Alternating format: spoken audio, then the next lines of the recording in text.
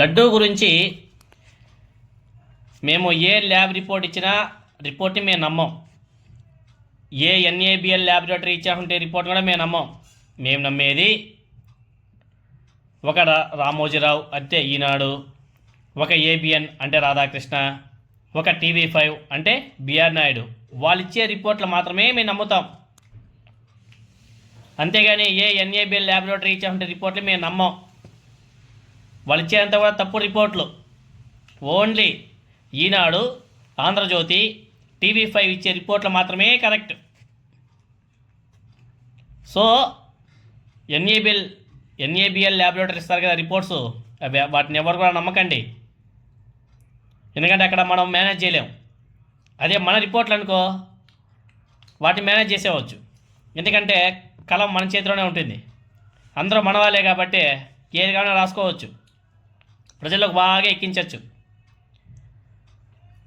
అవసరం అనుకుంటే ఏదైతే సిబిఐ ఛార్జీ షీట్లు దాఖలు చేసిందో అవి తప్పు, ఆ ల్యాబ్ రిపోర్ట్లు తప్పు అని చెప్పేసి కూడా మేము వాదిస్తాం, గట్టిగా వాదిస్తాం. మళ్ళీ కావాలంటే వైసీపీ మీద బురదల కార్యక్రమం కూడా మొదలుపెట్టేస్తాం. అది మా తడాక. అవసరం అనుకుంటే సిబిఐని ఆంధ్రప్రదేశ్లో అడుగు పెట్టనివ్వకుండా జీవోలు కూడా రిలీజ్ చేసేస్తాం. 2015లో చేశాం కదా ఆ విధంగా. ఎందుకంటే ఈరోజు బిఆర్ నాయుడు గారు మాట్లాడే మాటలు చూస్తే చాలా సిగ్గేస్తుంది. టీటీడీ చైర్మన్గా ఉన్నటువంటి ఆయన రాజకీయాల గురించి మాట్లాడతాడు, జగన్మోహన్ రెడ్డి గారి గురించి మాట్లాడతాడు, ఆయన మతాన్ని గురించి మాట్లాడతాడు. టీటీడీ దేవస్థానానికి చైర్మన్గా నియమించిన రాజకీయాల గురించి మాట్లాడడానికే.